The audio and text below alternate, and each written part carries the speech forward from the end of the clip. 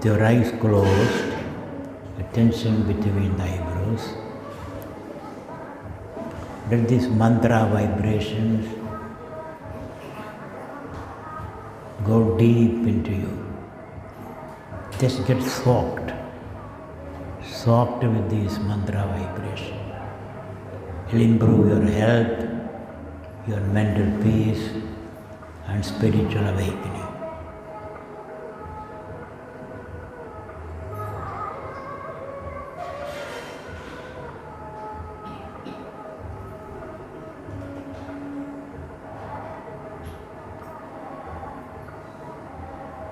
And you experience every vibration, every sensation as a wave in the oceanic consciousness. Therefore, nothing can disturb you.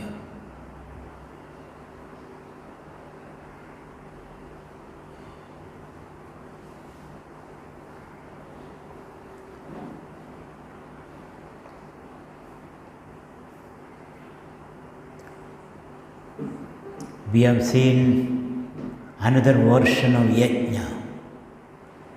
That mind is the fire. And the vasanas are the fuel.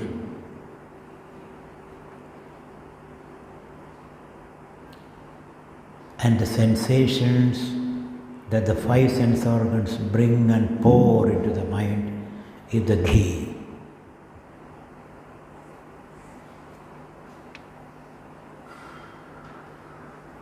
The Vishayas are the ghee, Vasanas are the fuel, mind is the fire. So five sense organs are constantly pouring Vishayas, that is sensations, into the fire of the mind.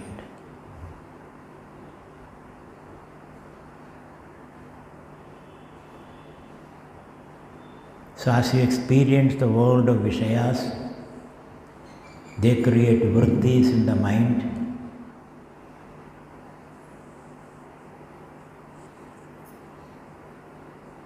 And the vrittis are influenced by the vasanas. The mind is considered as a fire and it is blazing forth.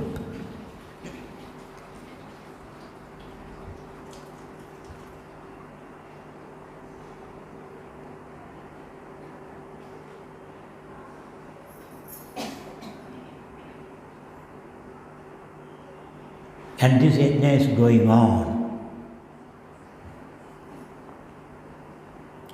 When you sleep, Vishayas are not perceived, Vasanas are quiet, and the fire of the mind, like fire without a fuel, become quiet. And the dream world, the Vishayas are not received, but the Vasanas propel the mind, memories propel the mind to create the dream world. And when you are in the waking state, the fire, that is the mind in full flourish.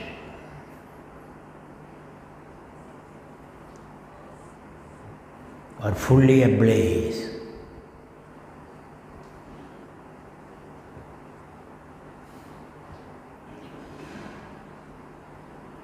So this is a metaphorical description of the activities of the mind.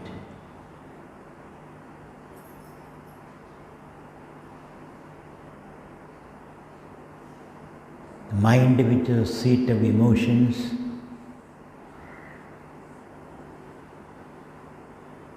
your fear, your anxieties, your biases, and your prejudices.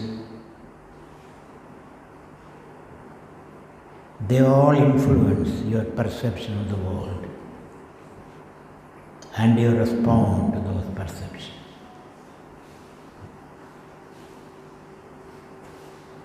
So mind is the seat of ignorance.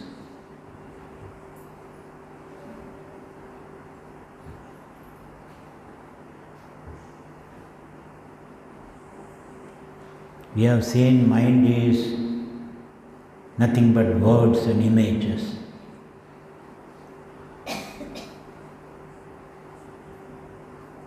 Which are picked up as you are growing up in a family setting or a community setting.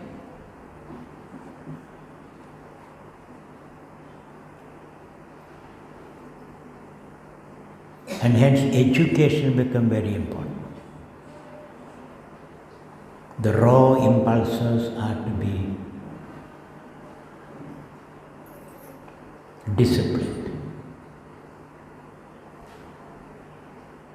And hence the study of the Vedas, performance of rituals, or the samskara kriyas.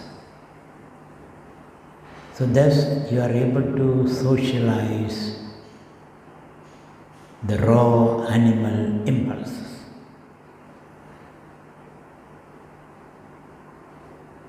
So that you become a human being, not just an animal.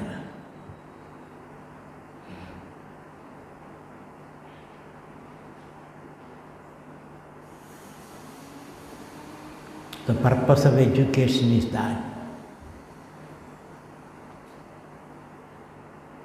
to socialize your emotions so that you can live in a society in harmony and peace. Also these rituals, samskara kriyas, help you gain a pure mind so that moksha is possible.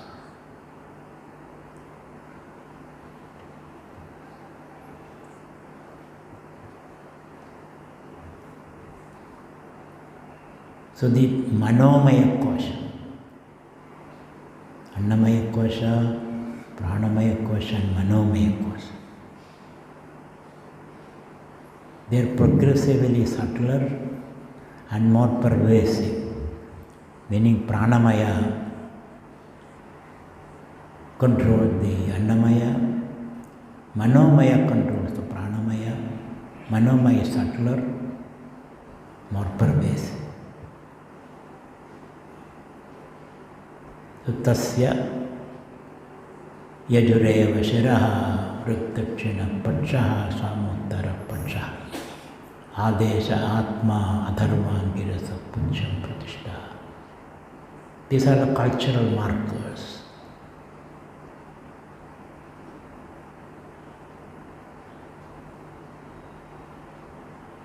The true education is curating your emotions.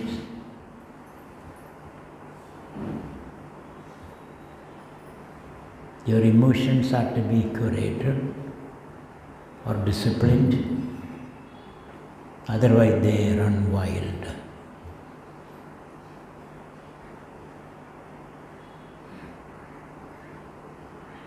So the manomaya kosha, annamaya, pranamaya, manomaya. The food for manomaya kosha is the love that you receive, the words that you have learned, the images you have picked up.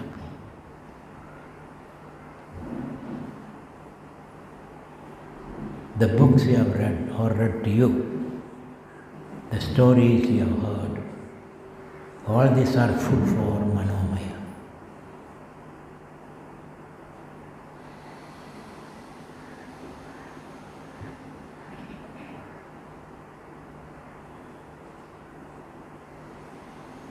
The manomaya kosha is formed during your childhood years, from the womb to the age of 12.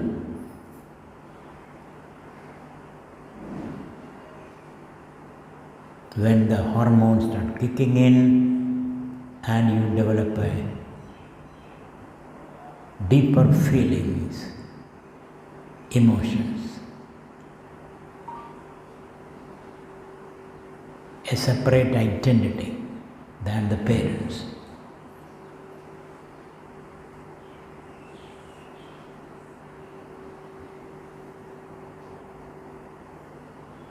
So as adults, in our middle age or advanced age, as adults, we are heavily influenced by our childhood experiences, good or bad.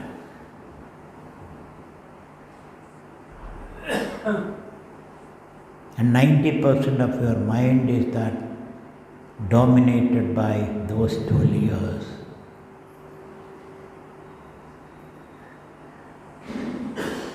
Thereafter, you may develop your intellect, prefrontal cortex, logical thinking, dharmic worldview.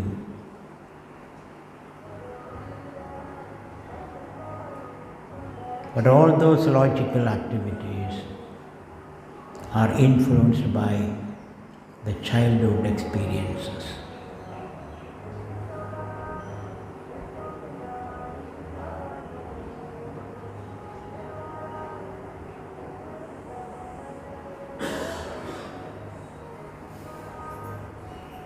So in meditation we have to think all this. Meditation, you understand the nature of the body, of pranamaya and then manomaya.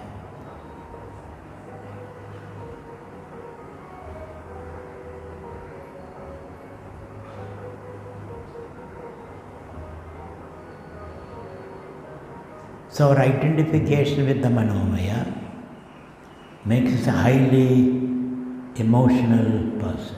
These emotions are superimposed upon you. But in meditation, you observe these emotions and detach. You are not analyzing all these emotions. There is no end to that. It is like counting the waves in the ocean.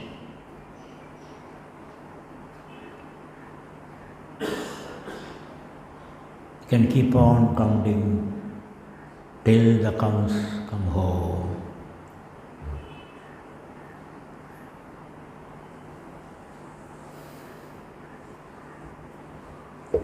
But you can introduce a positive thought when a negative emotion arises.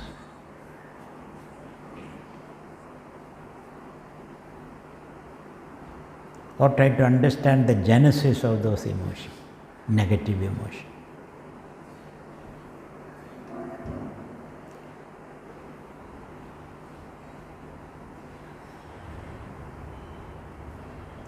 Thus, by a slew of strategies, we are able to manage the mind, which mediates between the self and the not-self. Though it belongs, the mind belongs to the not-self, it can mediate, being subtle, between the self-truth and the not-self untruth.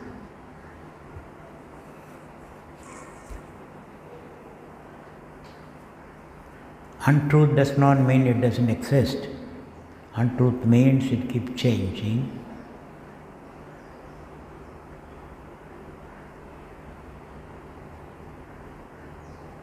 So the third layer of our personality, manomaya kosha.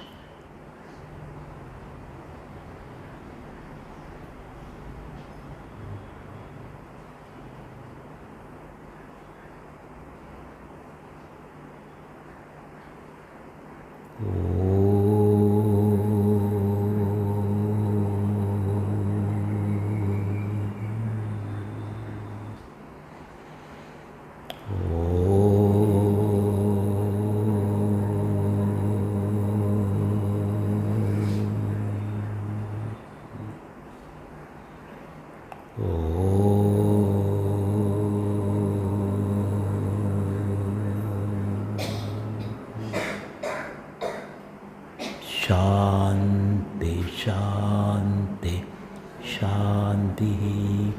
Harihi Om. Shri Gurubhyo Namaha. Harihi Om. Sarva Vedanta Siddhanta Gocharam Tamagocharam Govindam Paramanandam Sadgurum Pranadosmyaham Jantunam Narajanma Durlabhamatah Pumstum Tato Viprada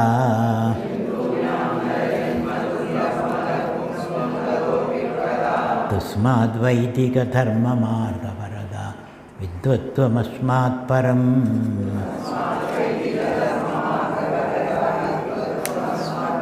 Atmanatma Vivejanam Svanubhavo Brahmatmana Samsthidihi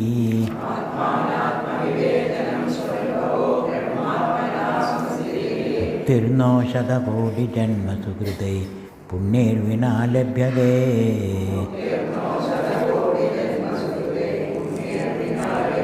Durlabham Trayamevaitad Devanugraha Hedugam Mumukshutvam Manushyatvam Mahapurusha Samshraya Konama Bantha Kadhamesha Agataha Katham Pratishtasya Katham Vimukshaha Savanatma Paramaka Atma Tayo Viveka Kadameta Duchyata Brahmanandara Sanubhudi Kalidai Pudai Sushidai Sidai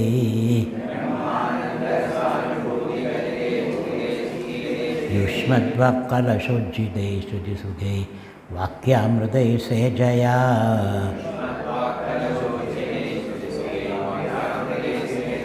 Sandaptam Bhavatavadavadakana Jwalabhirenam Prabho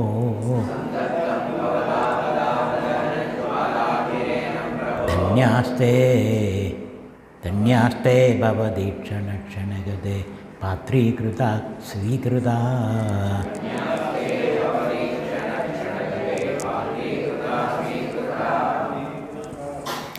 So now we are coming to the Manomaya question, which is the third layer of our personality. And it's a detailed description of the Manomaya question, very complex infrastructure, let's say, very complex. And mostly we live in the Manomaya question, all of us. Though we say we are rational choice makers, human being is a rational animal, that's just a wish. We are not really rational animal. We are irrational animal, emotional animal. Most of our decisions are emotional. Even our voting pattern is different. Investment also is emotional. Supposedly we are very rationally, at least money matters. Even there we are emotional. Because we don't have all the data. We have only limited data. With that limited data, we cannot take a rational decision. Some probabilistic decisions we make. So, emotions plays a big role in our decision making, quality of life and all that. So, let's read that part, 169th sloka. Jnanendriyani cha manascha manomaya syat kosho mama ahamiti vastu vikalpa heduhu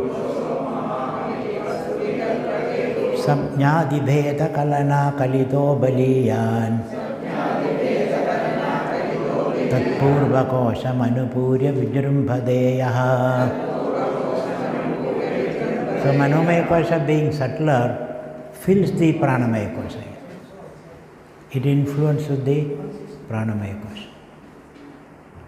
And Manomaya kosha, so that Tat Purva kosha is Pranamaya kosha. Anupurya feeling, Vijirumbade exists. And it is full of Sanya, words and images. We have seen that. Words and images. Information. Information comes to you through words and images. And that information must be actual and factual. That information, you got only partial information. And that partial information influences your emotions. So mind is made up of words and images. And then it is putting together an image of the world based upon this partial information. So your experience of the world is not of the actual world. It is as somebody said, you see the world as you are. You don't see the world as it is. You don't see the Ishvara Srishta Jagat. You see only Jiva Srishta. That's all what we are see. Like even when you go to the ocean, we bring water depending upon the size of the vessel. The existence is so vast and boundless. You pick up only a few things just for your survival. That's all. Just for your survival. Then if you have the leisure, you can look more, bring the intellect, rationality, mathematics, all this technology you have created to get a better understanding of the world. But it need not influence your emotion. Physics doesn't influence your emotion, isn't it? Chemistry doesn't influence your emotion. Even economics doesn't influence your emotion. Your emotion is a totally independent, very powerful state. So Satnyadi Bheda Kalana Kalido Beliyan Kosha Mama Ahamidi Vastu Vikalpahid. So from the mind onwards, the idea of I, the ego and the egoistic possessiveness comes. I possess this thing. I control. Your need for control begins from here. I want to control you. I want to control resources. I want to control the organization. And my dictate should work in this organization, should run in this organization. So that kind of egoistic self-understanding and egoistic approach to the world, from the mind onwards, it starts this way. And all of us have our own ego. Let us not pretend, even Swamis have their own ego. Don't think Swamis has no ego. They may claim they have an ego, but they know they have an ego, isn't it? And you know they have an ego. Guru has got an ego because Guru is a teacher. So that teaching is playing a role. Vachirika. Tamil they say, Vachirika, that ego is, you are assuming that ego is too. Children have their own egos. So this ego functions from the mind level. This is me, that limited me, not Satchidananda. That limited me, and these are my enemies. This is my, that tribal mentality, ethnicity. Even nationality is an egoist, it's a big ego. This is my country, this is the boundary of my country, beyond that my enemy country. As Chanakya said, your worst enemy is your neighbor. China is our worst enemy. Bangladesh is our worst enemy. Pakistan is our worst enemy. Nepal is our enemy. Sri Lanka is our enemy. Maldives is our enemy. Your enemy is your neighbor. And your neighbor's enemy is your friend. Russia is my friend. Or Iran is my friend. Isn't it? This is how you confine yourself. To function in this world, you may need all this. You put certain boundary, this is my house. Beyond that, it's my neighbor's house. This kind of artificial boundaries are created for functioning in this world. But you should know they are temporary. They are all mithya. Don't sweat the small stuff over that. You can be free, and then manage all those. Then you can nuance your response. You can nuance your response. Otherwise, you'll be with a sledgehammer, you'll be approaching issues. You can nuance your response. So, aham, aha, the limited I. And then, mama, these are mine. And the rest are others. And other is my enemy.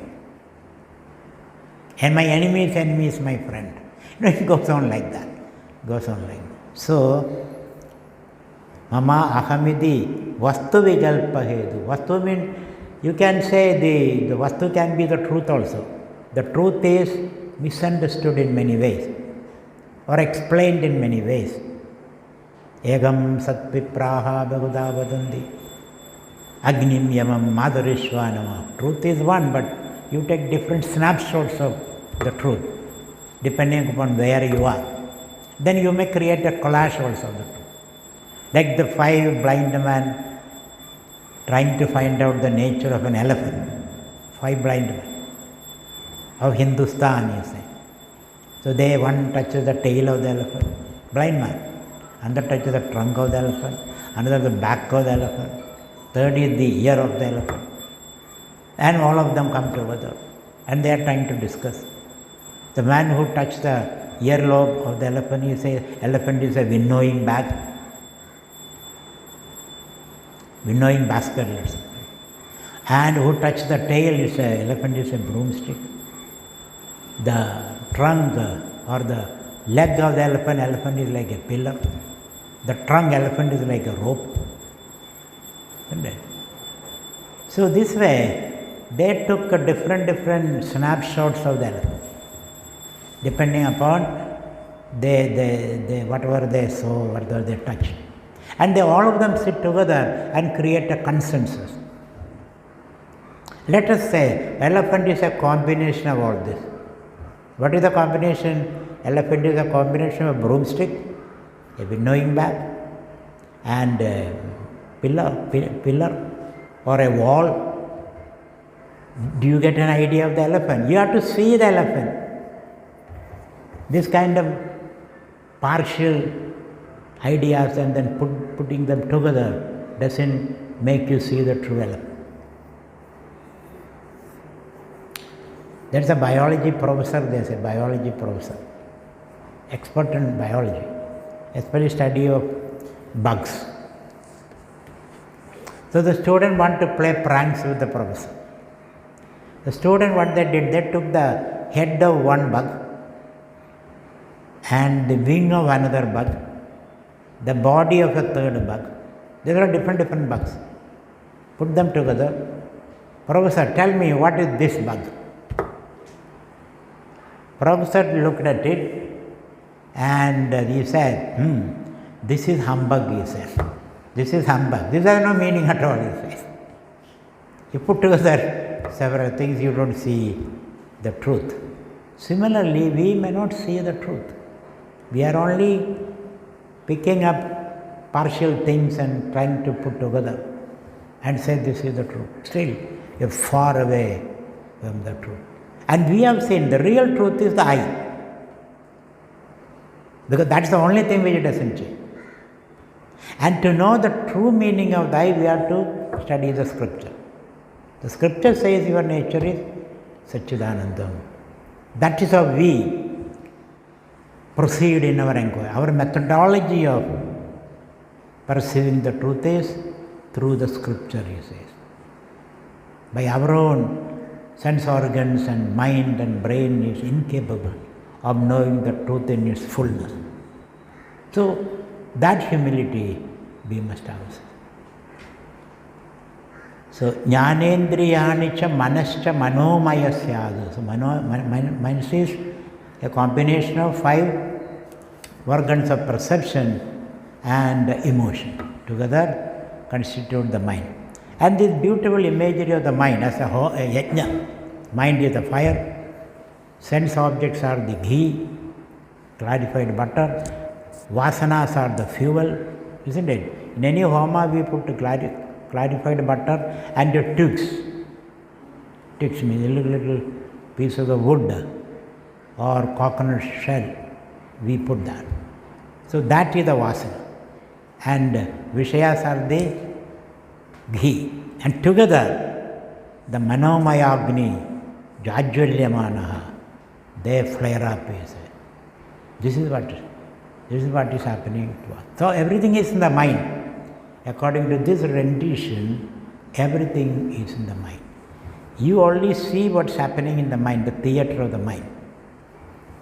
The world has to come into your mind. And your vasanas also participate in understanding the world. So you see everything in the world in your mind. That's why when we close our mind, we can experience the world as a vibration, vrittis in the mind. Is there any world outside? Yes, there is an Ishvara Srishta world there. That world we have no access. We have only an access through the limitations of the five sense organs. Continuing. Panjendriyai panjabirevaho dribhi prajiyamano vishayajyadharaya jvajvalyamano bahuvasanendhanai manomayogni dehadi prapancham nakhyastya vidya manasodirikta manohya vidya bhavabandha heduhu tasmin vinashte sagalam vinashtam vijrumbhidosmin sagalam vijrumbhade. Another very provocative statement. He says mind is nothing but ignorance. Meaning, mind can see only the limited aspect of things. So it cannot see the truth in its fullness. It knows only partial. Partial knowledge is dangerous knowledge, isn't it? Partial knowledge is dangerous. That's what is happening to us. With partial knowledge, we are trying to do things.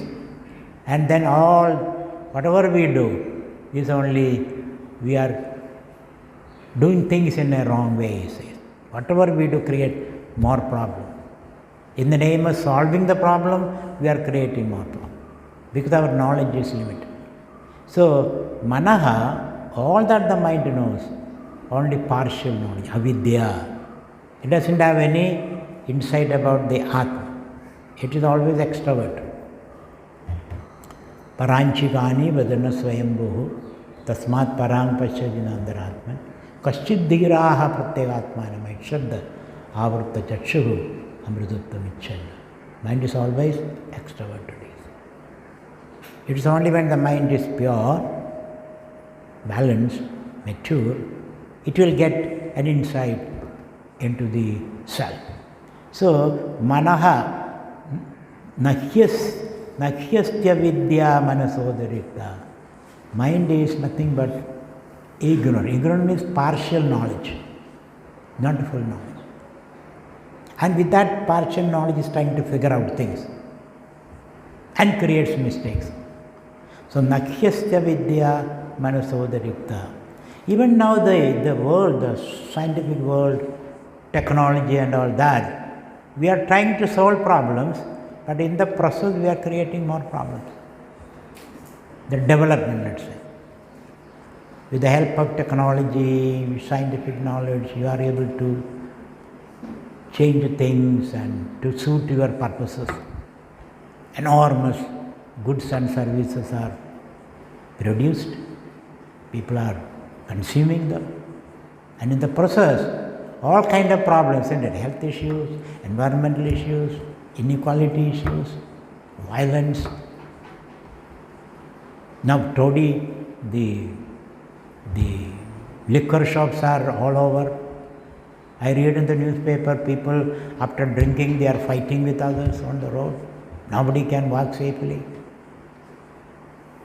More and more problems are created. In the name of solving problem, we are creating more problems. So mind is the architecture of the mind is ignorance. So nakhyasya vidya manasodarita manohya vidya bhavabandha hedu. And as a result of this partial knowledge, we are moving from one problem to another problem. Bhavabandha hedu. So we also know mind generates desire, and the desire generates desire-prompted activities. Desire-prompted activities create outcomes, and we entangle ourselves with the outcome, and then there is frustration, disappointment. At the end of the day, frustration and disappointment. That's the bhava bandham we are talking. And the root problem is we don't know who we are. And we are searching for happiness outside. And we never get it. Then we get into a certain vicious cycle. And there is no escape. Like what? Koshakruta, like that silkworm. We create more and more things. And in the process we get buried in those objects. We lose our self.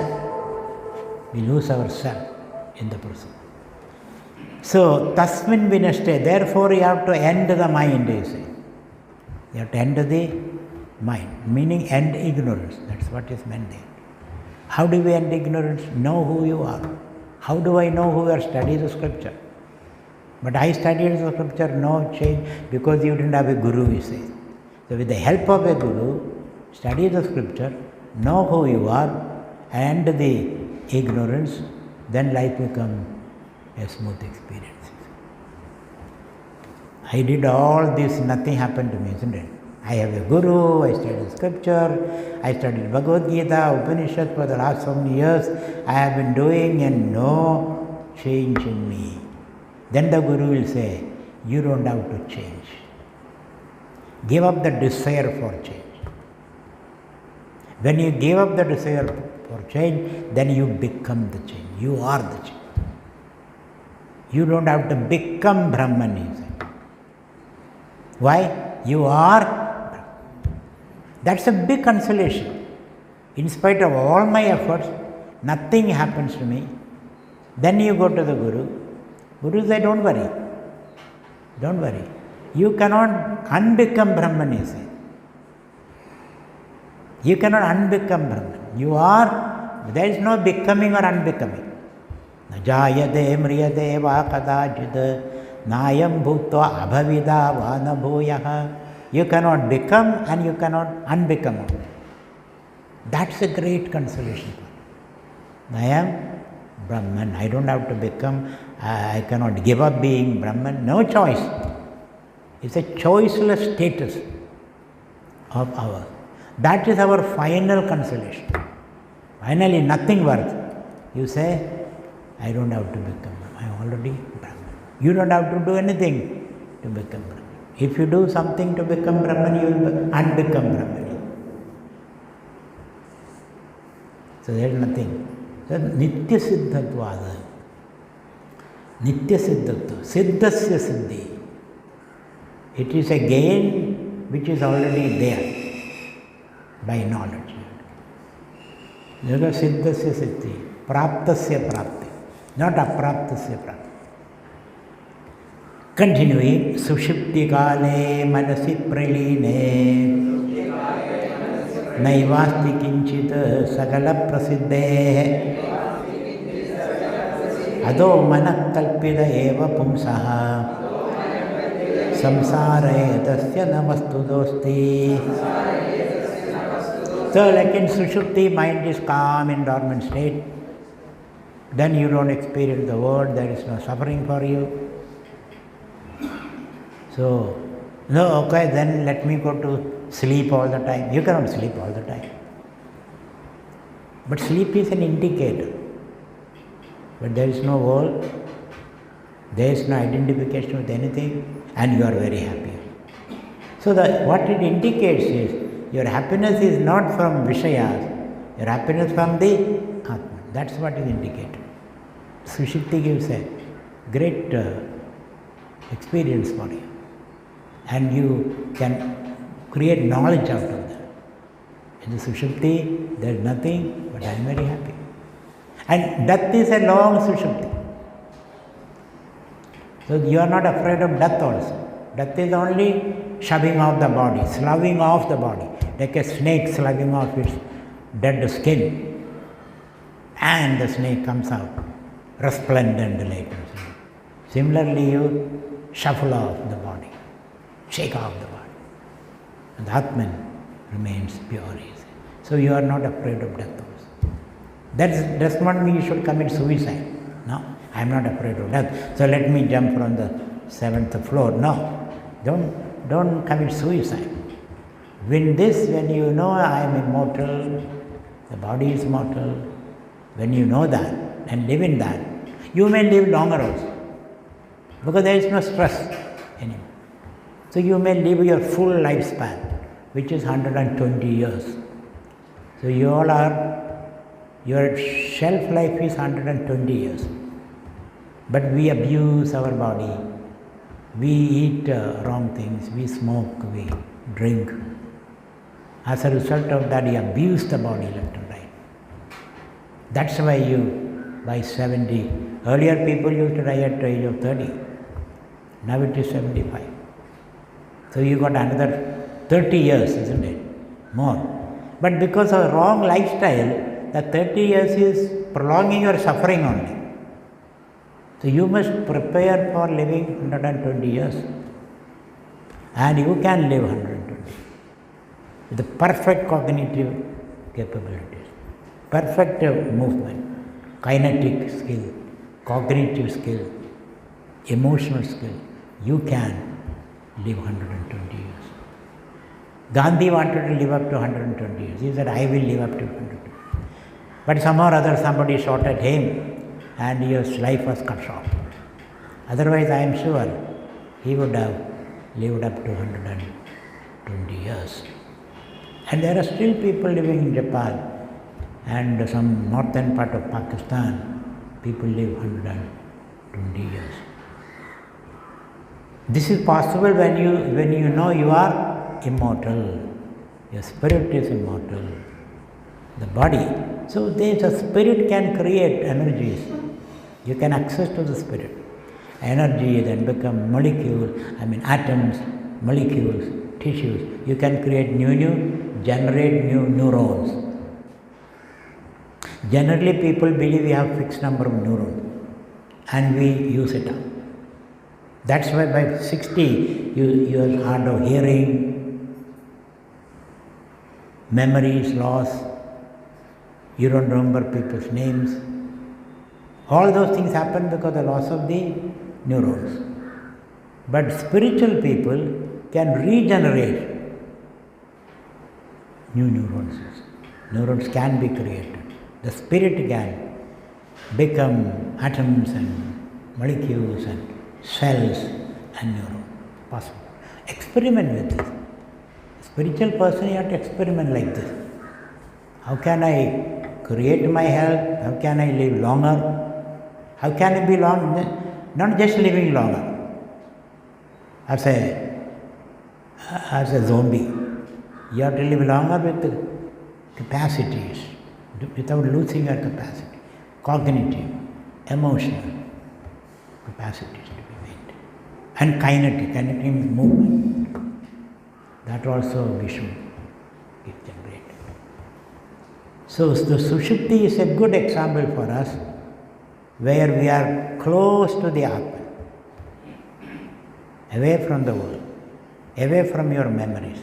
You are not dreaming also, close to the Atman.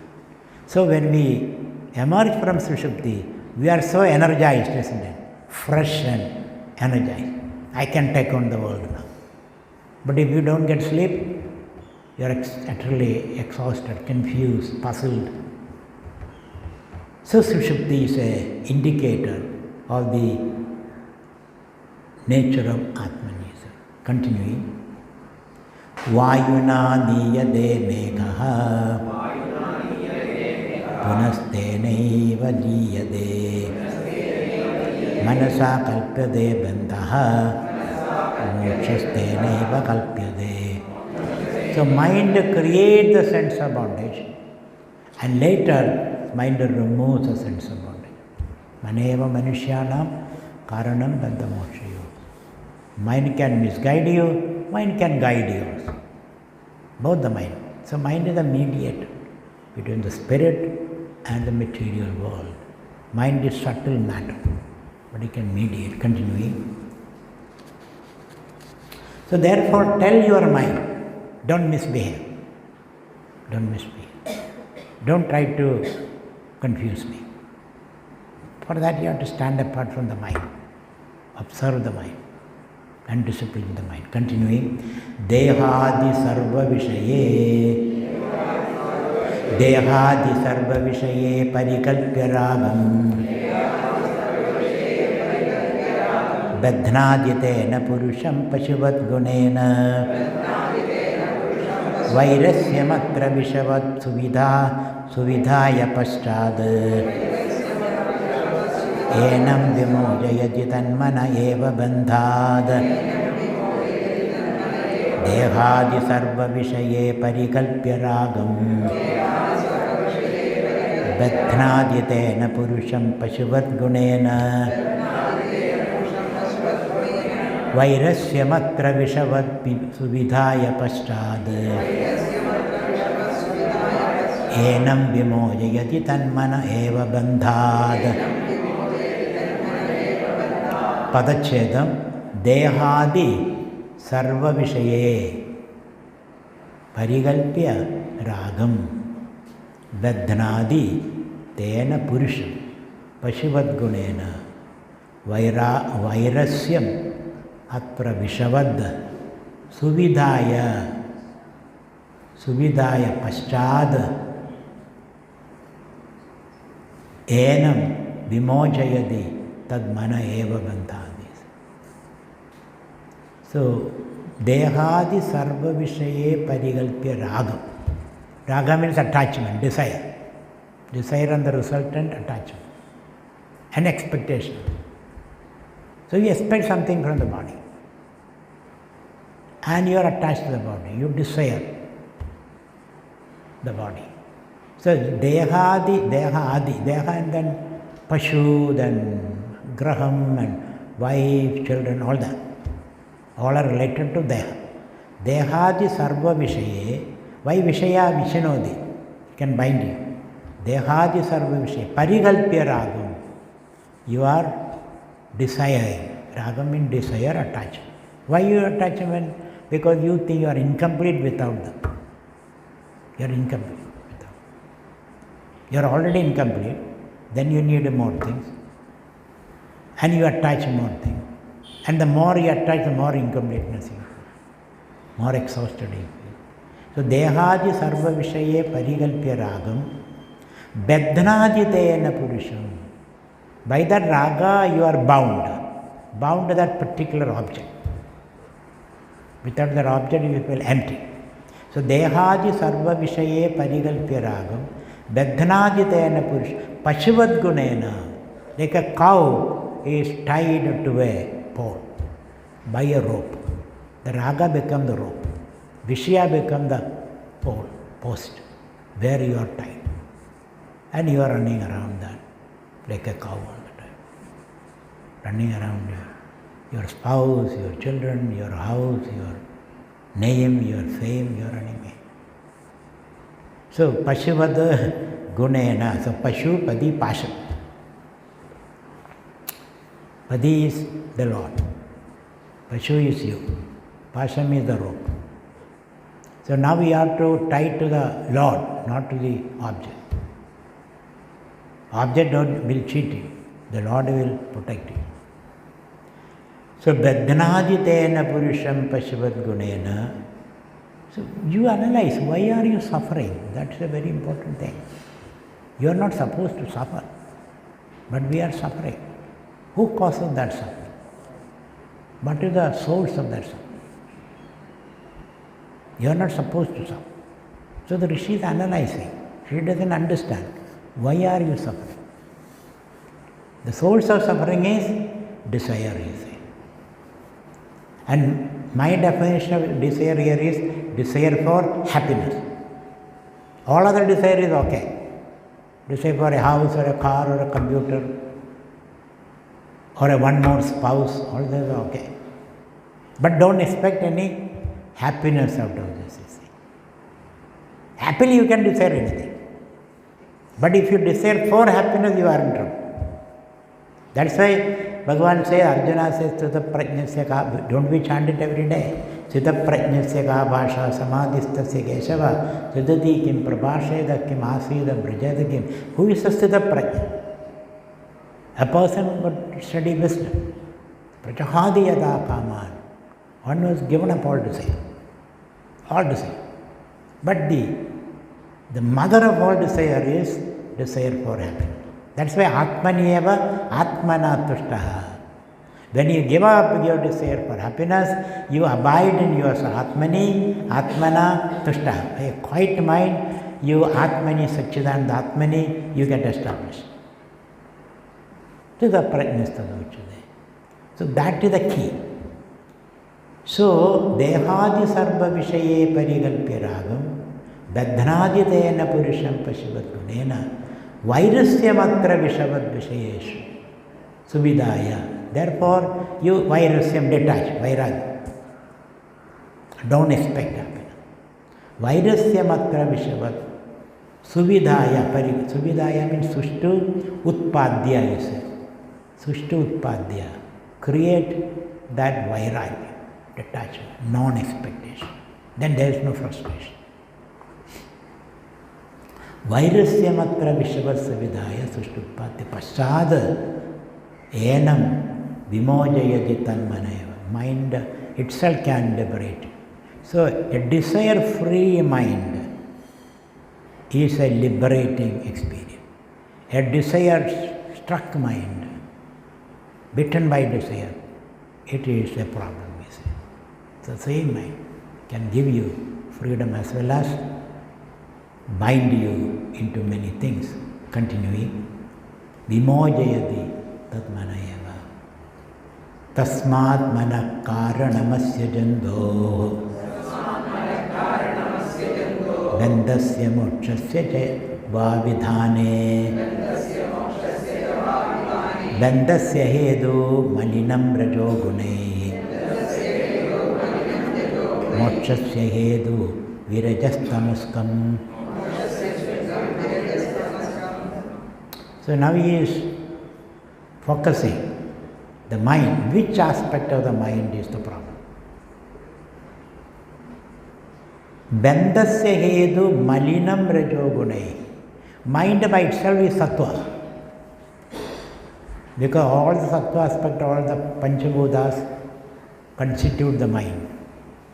All the panchabhutas, sattvic aspect. By itself, mind is sattva. But then the rajas and the tamas. Tamas is basically body. Rajas is the prana.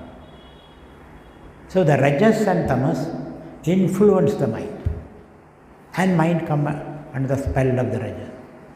So, bandasya hedu malinam rajogunai. Mind which is troubled by rajas or muddied by the rajas. Imagine the mind like a lake. If the lake is calm, you can see your image there and the bottom of the lake also. And the sky also reflects in that calm lake. But then when you disturb the lake, then it creates problems. Then you don't see your image. Your image is all broken. So the rajas, disturbance is the rajas. When the mind is calm, bandasya hedu malinam rajogunaihi, mokshasya hedu virajas tamaskam, free from the rajas and tamas, or at least rajas and tamas are controlled. Then the mind becomes pure. Then the mind becomes the agent of liberation. There is a story that Brahma in a state of great joy, 2 tears come from his eyes. The Anandashru, don't we say the Anandashru? When we are very happy, we shed tears. Very unhappy also we shed tears.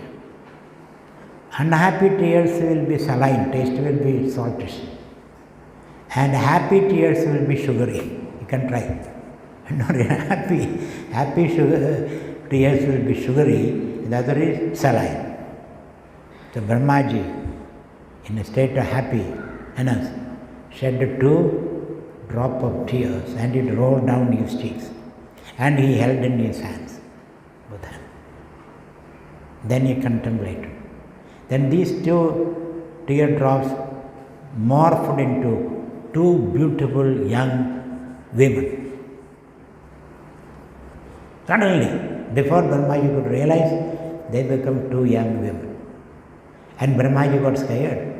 What will Saraswati will think if she sees I am holding these 2 women in my hand? So Brahmaji wanted to get rid of these women somehow. Where will you send them? You cannot just drop them on the road. So they have to create an environment. So he created a beautiful garden. Beautiful garden. And vahanams and musical instruments. So they can play with that, and beautiful ponds in the garden. So these 2 young girls, driving the vehicle and singing and dancing, and then they came to the bank of the lake. Then they sat there. Then they looked into the lake. When they looked into the lake, 2 beautiful women in the lake. Because they have not seen their face. They have never seen such a beautiful face in the lake. So they want to touch their cheeks. When you see young children, you want to touch their pat on their cheeks, or pinch their shoulders, or trouser their hair. So they just touch the water got disturbed. When the water got disturbed, there the images also disappear. Then they sat quite for some time. Again the image appeared. Again they touch it. Again they disappear. Then they thought, let me plunge into the lake. Maybe that ladies have gone deep down into the lake. So they searched all over. When they came back, they became 2 monkeys. They became 2 monkeys. That monkey is Vali and Sugriva, they say. Vali and Sugriva. The idea is that you are running behind your shadows, not knowing it is your shadow. Thus you become a monkey, you see. A tailless monkey. Running behind the shadow, you become a monkey. When you don't run, you stay back, then you are a human being. At this point, we are running behind the shadow. Because all these objects, the happiness as you see is your own shadow. That's not real, that's a pseudo happy, fake happy. So therefore, come back home. Have understanding of the self. Don't go behind the shadow. And these 2, Vali and Sugriva, constantly fighting. Isn't it? That's what is happening. So, continuing. Tasmat manah karanamasya jandoh bandasya mokshasya chava vidhane bandasya hedu malinam rajo gune mokshasya hedu virajastamaskam Viraja tamaskam is free from rajas and tamas, or if you keep rajas and tamas under control and bring the preponderance of sattva, then that mind is liberating mind. That you need to give you an understanding of who you are. That's how the liberation. So otherwise, so mind is the vidhane means utpadane, creating. It can create freedom, and you can create bondages. And so both are notional, not actual. Actually, nobody can bind you. But I can create a feeling in you that you are bound. Actually, you are always free.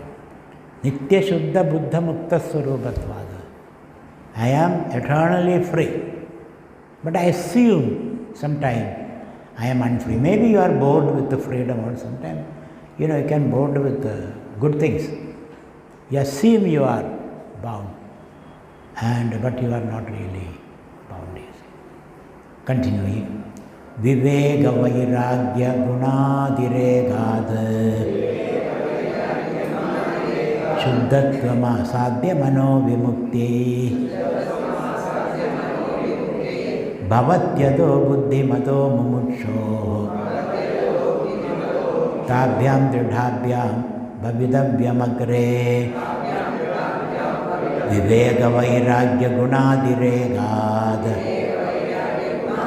Shuddhatvama Sadhya Mano Vimukti Bhavatyado Buddhimado Mumuksho Tabhyam Dridhabhyam Bhavidavyam Agre. So again coming back to the same old thing. Therefore, you have to practice Viveka and Vairagya. Both you have to practice. Viveka Vairagya Gunadiregada Shuddhatvam Asadhya Manaha Vimukti. So by practicing Viveka Vairagya, purify the mind and then prepare the mind for moksha. Bhavatyado buddhimataha mumuksho. Thus Buddhiman Bhava. So who is a Buddhiman? One who enjoy Viveka and Vairagya. Mumuksho Tabhyam Dridhabhyam Bhavidavyam Agre. So to begin with, Dridham, make it Viveka Vairagya strong in you. That is Agre, the first thing you have to do that. Viveka Vairagya. To touch and discriminate. Detach and discriminate between the real and the unreal. This we have heard several times, but we are repeating that. Now, next. So let's read it once again. Viveka Vairagya Gunadiregad Shuddhatvama Sadhya Mano Vimukti Bhavatyado Buddhimado Mumuksho Tabhyam Dridhabhyam Bhavidavyam Agre. Tabhyam means Viveka Vairagya. These two things you have to strengthen. Agre to begin with. Continuing. Mano Nama Mahavyakraha Vishayaranya Bhumishu Charatyatra Nagachandu Sadhavo Ye Mumutshavaha Mano Nama Mahavyakraha Vishayaranya Bhumishu Charatyatra Nagachandu Sadhavo Ye Mumutshavaha. A very interesting story. Here is a huge forest, you see. What is the forest? Vishayaranya Bhumishu. The forest of Vishayas, sense objects. Sense object, Vishaya. And we are surrounded by these various objects. Like even when you are in a mall, you are surrounded by all kind of Vishayas, basically meant for the body. As I told you, shoes and garments and cosmetics, all kind of things. So this kind of Vishayaranyam, the dense forest of Vishayas, sense objects, plenty are there. And not only that, when you are rushing to catch a flight, they will send you through all these, where all these faces are displayed there. You cannot escape. You have to go through these objects. Like advertisement. You are reading seriously an article in the Facebook or then an advertisement. And you cannot get rid of that. 1 minute you have to say that. Then you can, of course, remove that. So similarly, this fractured attention. Attention get fractured. You are not able to have a coherent understanding of things. Constantly, they are attacking you with this unwanted material. So, this Vishayaranya Bhumishu, we are lost in this forest of Vishaya, which we don't need actually. But still, we find ourselves there. And then in this Vishayaranya, forest no problem, but there is a dangerous animal, a tiger lurking in the forest. Because you don't see it, but it's there. Because that walks very carefully. It has got such a paw and such a mastery over their muscles, leg muscles. It puts the paw and the dry leaves won't rustle. You don't see it coming. They come so quietly. So Vishayaranya Bhumishu Manonamam Mahavyakra. This ignorant mind, that is a Vyakra. A mind which is constantly having desire. That mind will eat you up, you see. This mind which is full of desires, lost in the forest of objects, will eat you up, meaning your peace will be taken away. So this Vyakram is there. Therefore, don't go there, you see. How do I avoid going there? Know who you are. By knowing who you are, you can avoid going into this forest of objects. Not only that, once you know who you are, the object will lose their seductive attraction for you, fatal attraction. You remove all the polish from the object.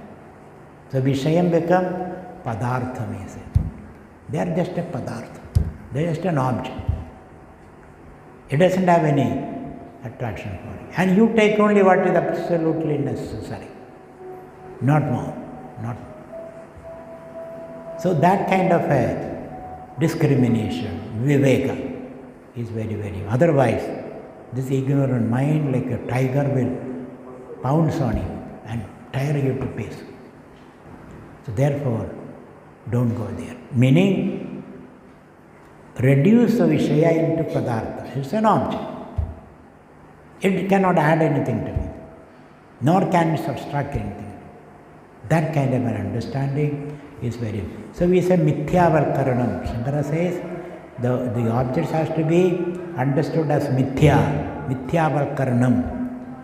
Reduce their importance in your life. You need only few things, not all the things that you carry. Like a donkey, they say. You know, donkey, the driver of the donkey or the rider of the donkey put a stick, and at the end of the stick there will be a couple of carrots dangling. Donkey wants to reach that carrot. It does not know there is always a stick between it and the carrot. It can never reach that. The gold pot at the end of the rainbow, as they say. You can never reach there. But donkey wants to reach. And it is dragging the huge load. It's carrying the huge load. For attraction for these carrots, it never gets. It ends up drawing these carrots, this big car full of load. We also are like that. Thinking that we will get something, you never get it. You never get it. So, it's a very beautiful metaphor. Manonamam. This mind is the mind which is ignorant, that ignorant mind. For the ignorant mind is a tiger in this forest of object. And you see attractive things there, and you fall for them. And later you regret. By the time you have become sick and mentally, physically sick. Manonama Mahavyakram Vishayaranya Bhumishu Charadi Akrana Gachandu. Don't go there. Sadhavo ye mumushamaha. If you are a mumukshu, don't go there. But I cannot escape running. I cannot run away from the object. I thought I will go to Himalayas. There also huge shops and malls are coming up. Isn't it? You go to Badrinath or Kedarnath, there also things are coming. 25 years ago in Uttarkashi there was nothing. Only the Ganga flowing. And the trees, few huts, few ochre-robed sannyasis moving around. No business, no politics, nothing. Uttarakashi. When I was studying Uttarakashi, there was nothing. Nothing. Only few huts. And the nursery of the Ganga constantly flowing, and the Om chanting of the sadhus, and the mist rising in the morning, and the sun coming through the mist, raising millions of rainbows, and these rainbows draping on the trees, and glowworms weaving silken patterns. It's a beautiful sight. But now if you go to Uttarakashi, your heart will break. It's a very bad situation. They tamed the Ganga, no more flow. I have become a puddle. So many because they become headquarters of the district headquarters. So many concrete buildings. Sannyasis have run away. Or they started business. They did not run, they started business. All the ashramas become tourist centers. So why not? So this way, the whole thing, the whole culture changed. So wherever you go, these Vishayas are there. So what should I do? You should see these Vishayas cannot offer you anything. They can give you some convenience and some comfort. But you don't need it, so much comfort. So with that understanding, as I told you, remove the painting from this. Reduce them to the status of padartha, not Vishayas, you say. So they cannot sting you. So manonama mahavyakra vishayarunya bhumishu charadi atra nagachandu sadavaha ye mumuchavaha. If you are a mumushu, don't get entrapped into this. It's the same person. A Ajnani going to this, he will be eaten by the tiger. A Jnani going there, he can ride the tiger. Why not? You can ride the tiger. Like Ayyappa. Ayyappa, his stepmother want to kill him. She is intolerant. He is a very smart boy, but not my child. So she sent her to get some tiger's milk. You know the story. Ayyappa story everybody knows. But what is the inner meaning? Story is okay. What is the inner meaning? What do you extract from that story? So Ayyappa goes and he tames a tiger. He tames a tiger. The same tiger, which will eat us, he tames the tiger. Because he removed the painting. The Vishayas are no more. Mind is no more a problem. Because mind no more expect things. Ayyappa comes with a smile. If you ride a tiger, the smile will be on tiger's face. Good breakfast, free breakfast. So Ayyappa could ride. These images are very beautiful. Vishnu lying on the snake. Comfortably lying. You cannot lie on the snake, isn't it? Why on the snake? One snake nearby is enough for you to lose your peace of mind. Shiva swallowing the poison. Can you swallow the poison? You can't. Poison is the world. The world is full of poison. Our relationship is full of poison. Business is full of poison. Politics is full of poison. Can you survive in such situation? So, manonama mahavyakra vishayaranya bhumishu charadiyatra nagachandu sadhavo ye mumishu. So, the idea is not that you should not be in the world. But the objects in the world should not become a vishaya. Vishayam is not stinging and poison your life. Objects are there. You can look at it and enjoy it. That is what Socrates, there is a story. Socrates was taken through a mall, let's say. At the end of this Socrates' visit, the manager asked, "Can I pack something? What's your opinion? Can you say something?" Socrates said, "Now I know what all things I don't want. All these things which I see is not required," he said. It's a trash. No need. So that kind of a stable mind, continuing. Mana prasude vishayana sheshan sthulatmana sushmadaya cha bhoktuhu sharira varnashrama jadi bhedan gunakriya hetu bhalani nityam mana prasude vishayana sheshan sthulatmana sushmadaya cha bhoktuhu sharira varnashrama jadi bhedan gunakriya hetu bhalani nityam.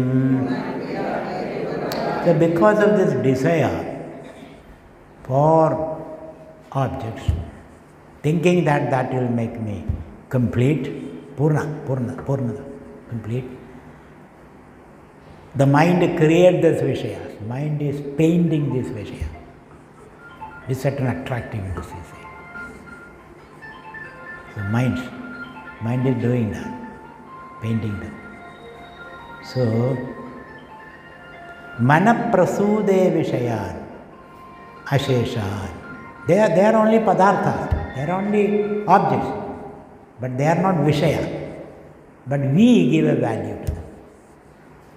Why are we giving value? Because we have no value for ourselves. You know, this lady, I heard a story recently, 89-year-old lady,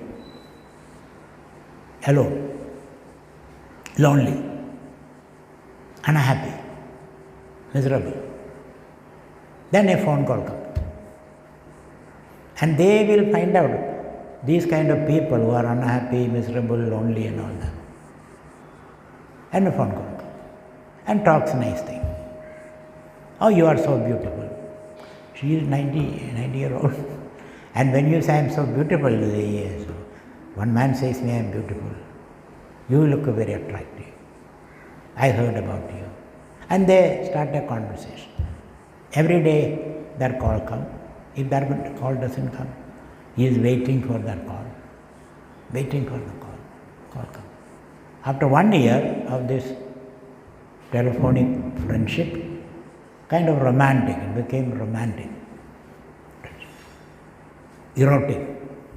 Long distance erotic relationship. This lady is 90, 89. This is a real story. I am not cooking up a story, real story. Then one day the phone call came. He said, I am sick. I have to go to the hospital. I need some money.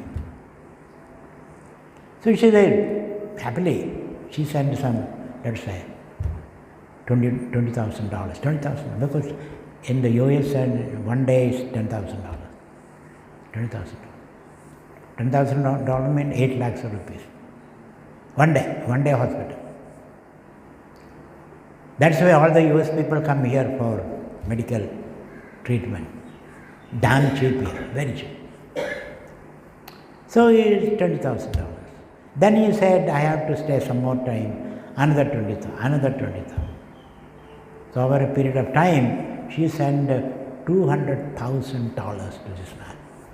He does not know where he is, who he is. Because that need for a talk, need that somebody is appreciating me, somebody is caring for me. I don't mind giving that kind of money. Then she said, now he said, I am out of hospital, happy, thank you. Then he said, I will come and see you.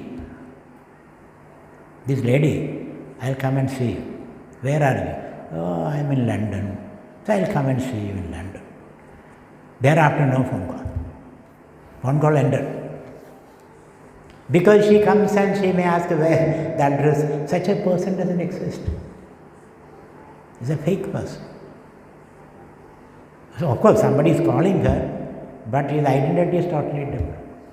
So she lost $200,000 just because this feeling of being cared for, attended to, and all that. So somebody asks, what do you feel? Okay, I had fun, she said, because she had plenty of money. I had fun. You and I cannot afford that. You and I cannot afford that. Similarly, this young man, this is in Bangalore, internet contact, every day they will talk to each other, and she sent a photo also. She is in London, very handsome, beautiful girl. And then he proposed, and he said, okay, we'll marry. He said, I'll come to London, we'll see you. Then the whole thing is over, no more contact. Then this guy, he felt so bad. Young man, I think he's a Malayali, young man. He had a car, he took his car and drove madly and parked somewhere in a strange, lonely place, and then put a plastic cover on his face and he died. Suffocated. Then the police enquired. That lady is in Bangalore itself. And she is an old unemployed lady, calling you and then seducing you and then those kind of things. What I am saying is, this mind can play a lot of games. Mind can play a lot of games. So, manaprasude vishayana sheshan. It sees value which is not there, out of its ignorance. And then asheshan, Sthulatmana Sushmadayacha. Two kind of. Sthulatmana means outside object. Sushma means inner thoughts. You get that vicarious joy in calling to these strangers and talking to them. Vicarious joy. So Sthulatmana Sushmadayacha Bhaktu. Bhaktu means just man who wants to consume, to have something all the time, to chew something all the time. Chewing gum, nothing is there, you put a chewing gum and then bite it and then chew it and then spit it out. That's what you are doing. So, Sushmadaya, Sharira Varnashrama Jadi Vedan. And mind also creates all this reality to the body, the mind gives. This body is the only real. Then Varnashrama Jadi Vedan. Varna means Chadurvarnyam Maya system Gunakarma Vibhasha. Varna is a mental makeup, a combination of the gunas create the Varna for you. Your personality, let's say. And then Ashrama, age, that I am old, I am young, I am middle aged, all that. Mind makes you feel. Jadi, I am Brahmana, Kshatriya, Vaishya, Shudra, all kind of things. You are neither Brahmana, Kshatriya, Vaishya, Shudra, man or woman or transgender, nothing. Then who are you? Who are you? You should know that. You are neither man, woman, transgender or nothing. Or Brahman, what are you then? Chidananda Rupa, Shivoham Shiva. You should not be hesitant saying that. You must declare from the rooftops, in the loudest voice, the glad tiding. I am Chidananda Rupa. I am immortal. Chidananda Rupa. Shivoham Shivoham. So Sharira Varnashrama Jadi Vedan. Guna Kriyaha Cha. Guna here means Vishayas. That also mind created. Kriyaha, desire and their activities. Balani, their outcome. Then you will say, I am finally miserable or pleasurable, all kind of things. Nitya, Nityam, permanently. All the mind's mischief, he said. Mind is a mischief maker that way. It's doing all the things. But if you tame the mind can be a good servant. Tame the mind. That's why Bhagavan says, Uddhared Atmanatmanam Natmanam Avasade Atmaiva Yatmano Benduhu Atmaiva Ribaratmana. You are your own enemy, you are your own. There Atma means the mind. He is your own friend, your own enemy. Gunakriya Hedu Bhalani Nityam. Continuing. Asanga Chidruba Mamum Vimohya Dehendriya Prana Gunair Nibadhya aham mamedi brahmayatyajasram manasvagrutyeshu bhalo babhuktishu asangachidrubam amum vimohya dehendriya prana gunair nibadhya aham mamedi brahmayatyajasram manasvagrutyeshu bhalo babhuktishu. Padachedam asanga chidruba asanga chidrubam amum vimohya deha indriya pranagunehi nibadhya aham mamedi brahmayadi ajasram manaha svakrutyeshu bhalo babhuktishu. Again, mind is the villain now. Mind is the mischief maker, untamed mind. Indisciplined children is a problem, isn't it? Indisciplined children. Indisciplined dog or a cat or children. This is a problem. So similarly the mind. Or a car which has no brake is a problem.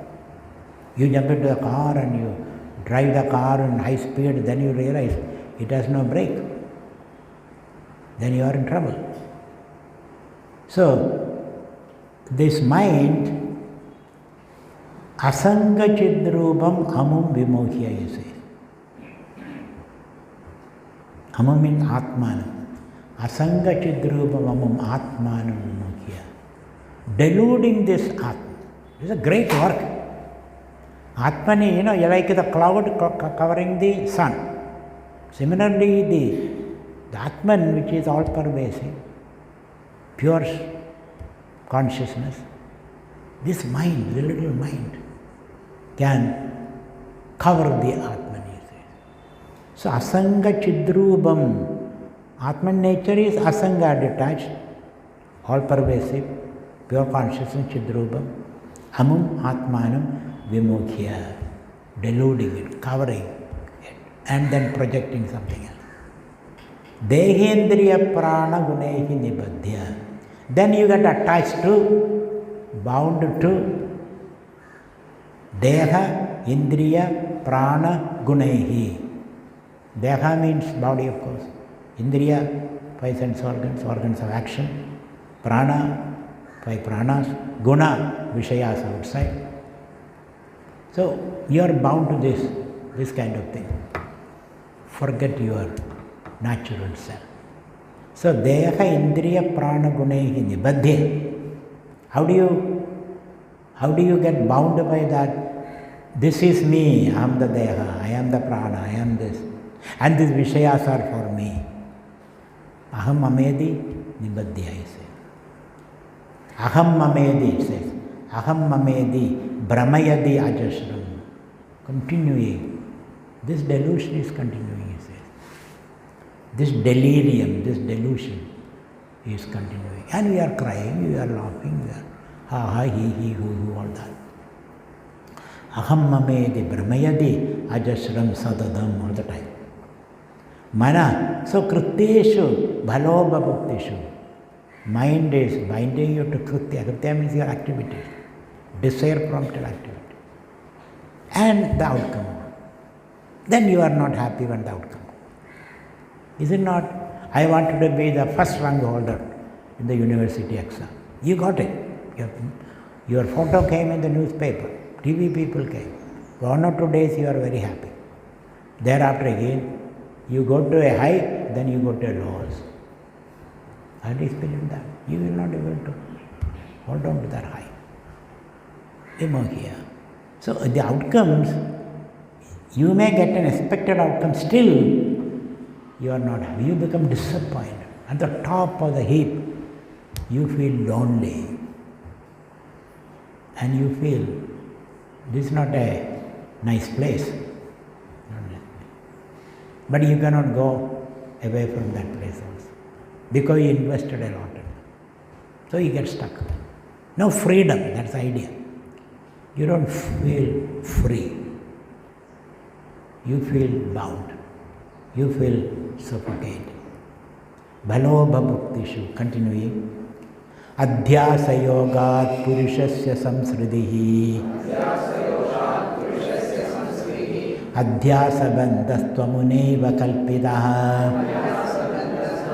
rajastamo doshavado viveginah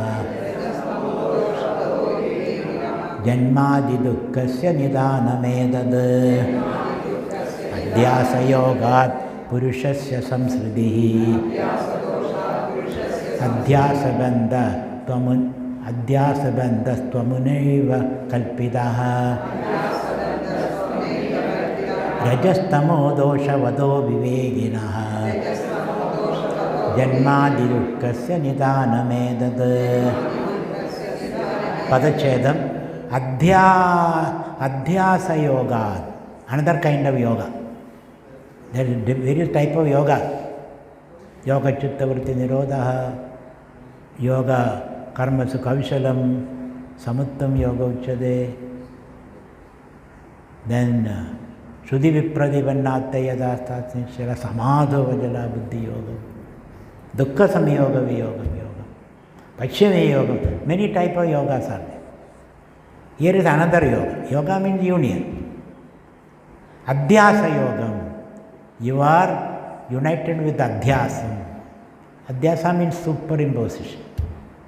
Your superimposition value on this valueless world is. What is the value of superimposing? You see your happiness there. That's the superimposition.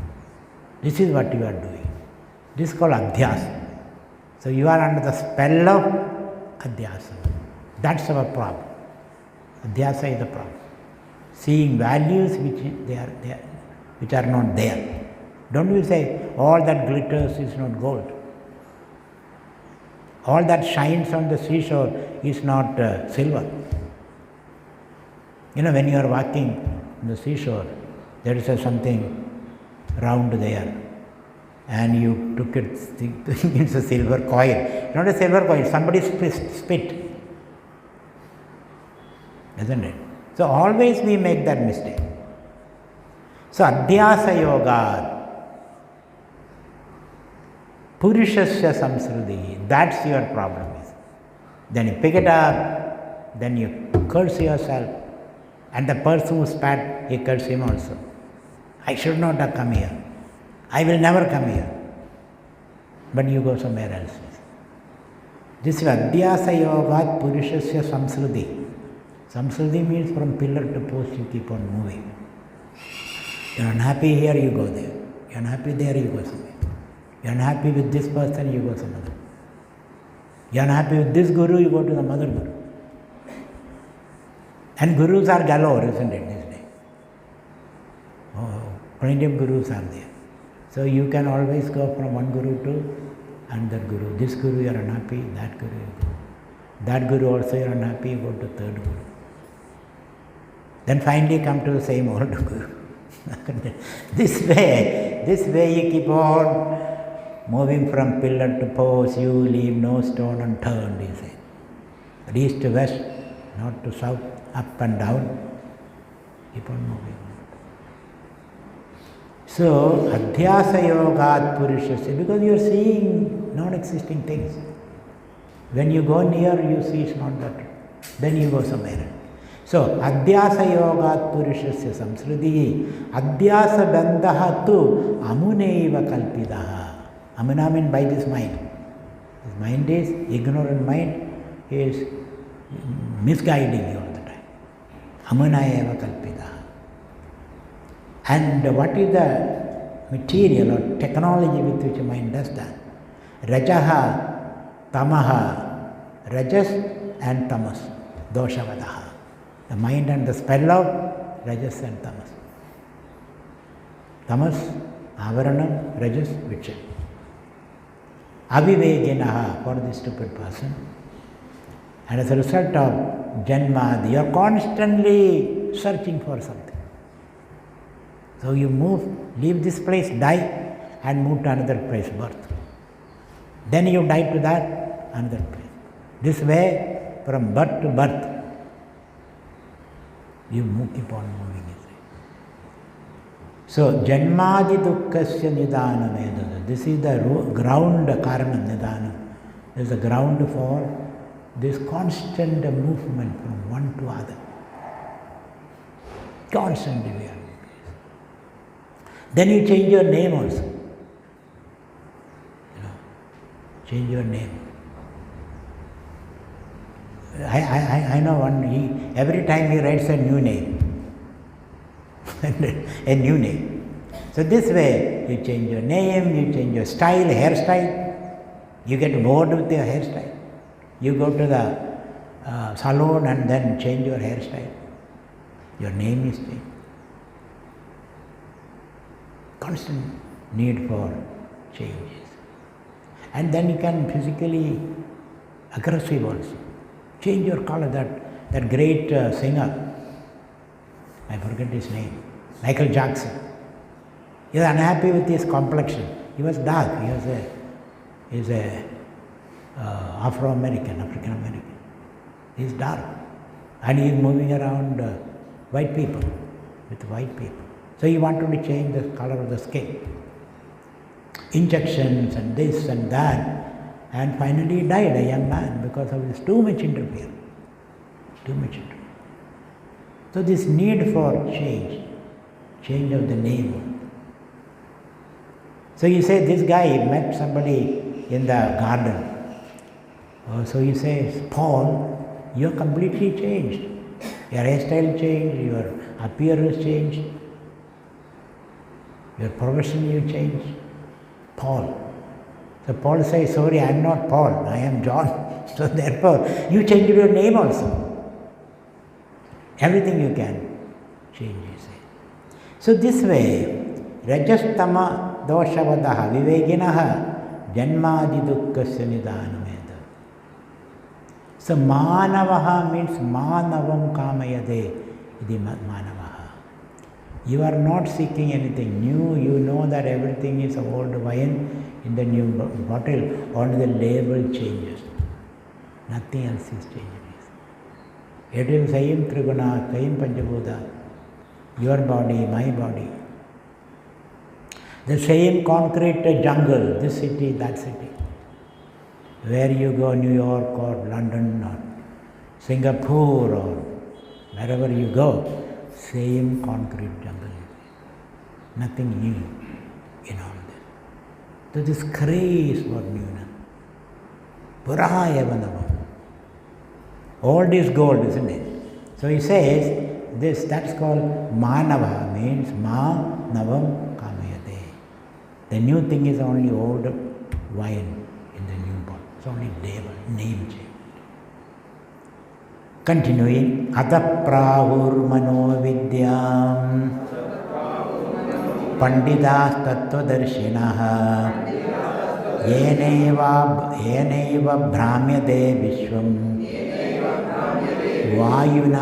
vayuneva bhramandalam Ata prahur mano vidyam panditas tattvadarshinaha yeneva bhramyade vishwam vayuneva bhramandalam. Ada, therefore, praguhu pandidaha tattvadarshinaha, those who are pandit. Pandita got two meanings. Pandidasya lakshanam, dosha darshanam is. One meaning is pandita means a scholar is a critical eye. He'll see. You give a poem, you write a poem, give to Pandita. Instead of enjoying the poem, he is trying to find the problems. The T has there's no dash, or I has no dot. These are the things. Or there is no meter. There are more words. My God, you enjoy what I am writing, but Pandita always dosha darshan. Another meaning of Pandita is Pandidaha Atmadarshinaha. A Pandita is one who sees the Atman in you, not the dosha. You have many doshas, Pandit don't see that. Some Pandits see only defect, some Pandits see only you are good. So, where is meaning of Pandit? So, Pandidaha Tattvadarshinaha. Pandita is one who has seen the truth, the universal truth. Ataha, they say, Mana eva vidya. Mind is the source of this ignorant mind. Mind is ignorant. It is extroverted all the time. It's very difficult to make it introvert. Introvert not with that sting. I use that word, inward looking mind. Mind has to inward looking. For that it has withdraw its attention from the world, then it has energy to look inward. Yeneva brahmyade vishwam. As a result of that, the mind spins the world. It creates the world for you, which is not there. As I told you, here is a table. See the table as the table. Instead of saying, you say it's my table, and after some time, I am the table. Isn't it? This is my cow, I am the cow. My child, I am the child. My body, I am the body. So that way, the mind is deluding you in million and one ways. Thus you create a universe, you say. You get caught up in your own, like that silkworm, caught up in your own saliva. You create the thread from your own saliva and you get caught up there. That's the problem, you see. Continuing. Tanmanashodhanam karyam prayatnena mumutshuna vishuddhe sadicha edasmin mukti karabhalayade. Tanmanashodhanam karyam prayatnena mumutshuna vishuddhe sadicha edasmin mukti karabhalayate. So tanmana shodhanam karyam, we say. Manogada rajastamo bhuda dosha apanayanam, we say. So you have to purify the mind. Meaning the preponderance of rajas and tamas is to be reduced. Rajas and tamas should be under the control of sattva. You should have a certain control of your reactions, your likes and dislikes, your prejudices. Have some control of it. Be a little more reflective.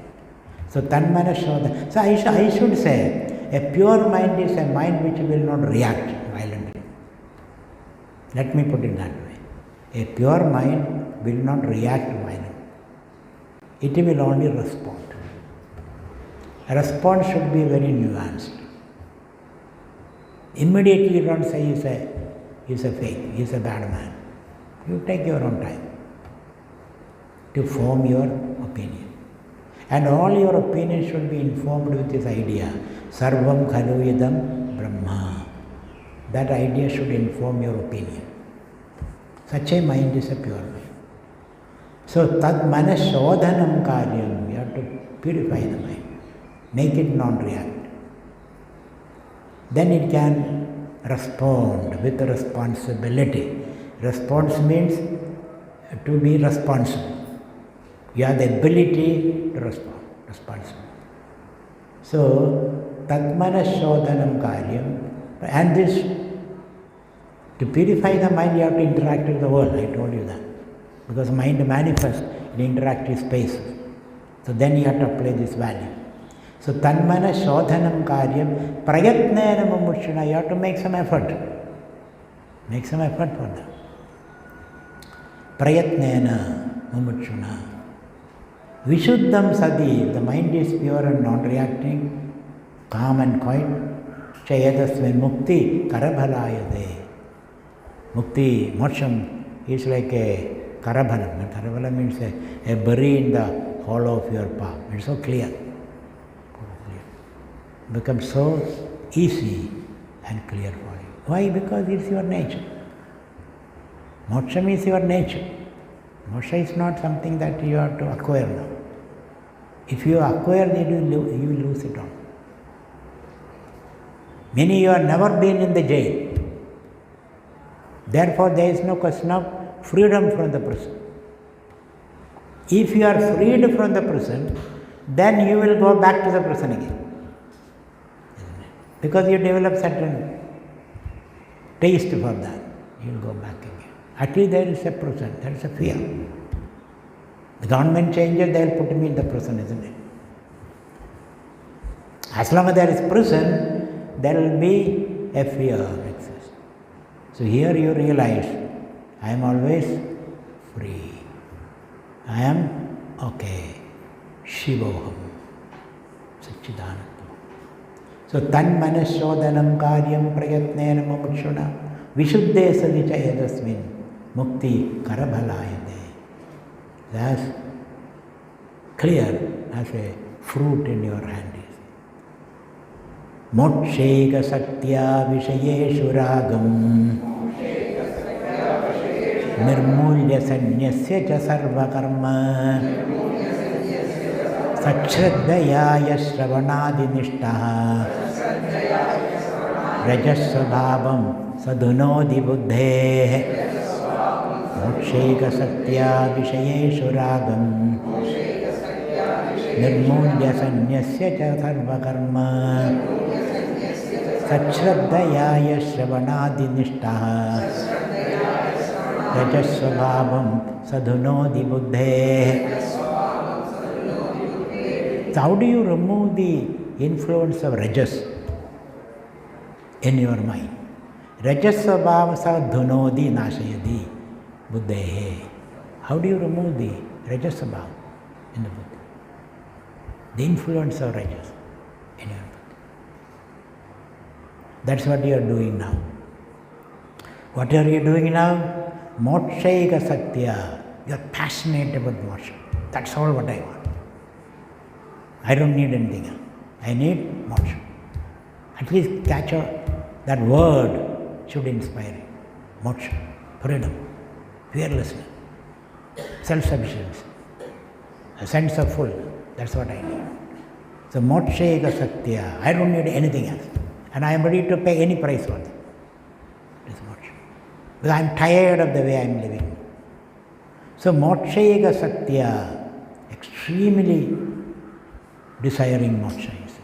Mokshaiga satya. Eka satya. Vishayeshu ragam nirmulya, withdrawing from the sense objects. Vishayeshu. That which you are doing now, you are come here in the ashram. There is nothing to tempt you here. Except some food is there, that's it. That's all what you get. Some food, just to keep your body and soul together. Vishayeshu ragam nirmulya. Raga means attachment and expectation. You don't need any object here. No sense object. Nirmulya. Nirmulya means uprooting yourself from the world of objects, which you are doing. Of course, you are thinking about them, that's a different case. At least you are withdrawn. Then, sanyasya karmamsha, and you renounce all desire-prompted activity. So you are not doing anything to acquire, to aggrandize, to colonize, to exploit. You are not doing anything. So you are withdrawn. You are sitting here. Just for a change. Just for a change, a thought experiment. You are withdrawn. You are not doing anything particularly. Which you are doing now. So, mokshaiga satya vishayeshu ragam nirmulya sanyasya cha sarva karma sachraddhaya, with great faith that moksha is possible by listening to the master, you say. That is Shraddha. Shraddha in the master, Guru, Vedanta, Vakyadishu, Vishwasa. That Shraddha. Sharvanadi nishtaha. You are listening. Now you may say, I have listened to it several times. You are saying the same thing. Don't make me a fool saying the same thing. Repeat and say, what do you think of me? I have heard you several times, isn't it? Why are you repeating it? You have to hear it. This Shravanam avagati paryantam, he said. Till you realize, till you get up and say, Aham Brahmasmi, with great confidence. Not only say, you behave like that, you have to keep on listening. Keep on listening. So Shravanadi Nishtaha. What is Shravanadi, Shravanamanam is just like Abhyasam. Rajasvabhavam sadhunodi buddhe. Thus slowly you remove the influence of Rajas. Rajas means this compulsive, obsessive reaction. That's Rajas. Now you are balanced and stable. Continuing. So there is one question by Arjuna. Sannyasasya mahabahu tattvam-ichchami vedidam tyagasya ca rishikesha prathak keshavisham kamyanam karmanam nyasam sannyasam kavayo viduhu sarvakarma bhalatyagam tyagamittya vidiyade. So tyagam is karma bhalatyagam. Karma offered to Ishvara and karma bhala also Ishvara's blessing. That is tyagam. Sannyasa is doing your work as an instrument of the Lord. That's sannyasa, which is called bhakti also. Sannyasa. Anashida karma bhalam karyam karma karodiyaha sa sannyasi cha yogi cha na niragnihi na akriya. Who is a sannyasi and who is a yogi? Both are the same. Anashida karma bhalam karyam karma. Karyam karma, whatever is supposed to be done by you, you do it. You do it. Anashida karma bhalam. Not looking into the fruits. It's a sannyasi yogi. The niragnihi na chakriya. Not that you have given up secular and sacred activities. Niragni means one who does not do any sacred work. Homas, pujas. Continue to do all that. But the result is not heaven or cows and rain and all that. The result is inner tranquility, quietude, antakarana shuddhi. And other things are byproducts. You will get rain, you will be successful, you will be healthy, these are all byproducts. What you need is that antakarana shuddhi. So he says, Mokshaiga satya vishayeshu ragam nirmulya sanyasya cha sarva karma sat shraddhaya shravanadi nishtaha rajasvabhavam sadhunodi buddhe. Continuing. Manomayo nabi bhavet paratma hyadyandavatvat parinami bhavad dukkhatmagatvat vishayatva hedho dृष्टा की दृश्यात्मदया न दृष्टः मनोमयो नाभि भवेत् परात्मा यद्यन्दवत्वात् परिणामि भावात् दुःखात्मकत्वात् विषयत्वहेतोः दृष्टा की दृश्यात्मदया न दृष्टः. So Bhagavan says, go beyond the mind. Don't keep on analyzing the mind. The more we analyze, the more we get confused. Analysis is paralysis. So the Freudian type of analysis, or kind of analysis that means. Mind, the more you analyze, because you are analyzing or you are the problem, you are trying to analyze the problem. You are attached to the mind. Go beyond the mind. Of course, you can do pratipasya bhavana, pratiprasavam and all that. But at stage comes, there is something which you cannot do anything about your mind. A stage comes. Because that's what you are at this point. So accept that. This is me. Sometimes you have to say that, isn't it? This is me. I have tried to change myself. You tried to change myself. And finally, we have come to a dead end, a cul-de-sac. This is me. Accept it. So when you accept it, suddenly a change happens. That is a miracle. When you accept this is me, suddenly a change happens. When you don't accept, then you continue to be what you are. So manomayo nabi bhavet paratma. This mind is not your real nature. It's not paratma or paramatma or purushottama or Brahman. That's not the mind. Why? Adyandavattvas. Mind has got a beginning and end. In deep sleep, it's not there. Then it comes back. Mind keep on changing also. So, na adyandavattvas, parinami bhavat. Mind goes through various bhavas. Now you are happy, now unhappy, now you are angry, now you are jealous. All kind of bhavas mind goes through. Parinami bhava. Then, dukkhatmagatvat. And the end story of the mind is suffering. As long as you identify with the mind, there is suffering. Patanjali also says that. Finally, it is all suffering is there. Due to many reasons. Because the same thing may not give you happiness. Same thing. How many laddus you can eat? 1, 2, 3, 4, 5. Then suffering. How much time you can talk to your beloved?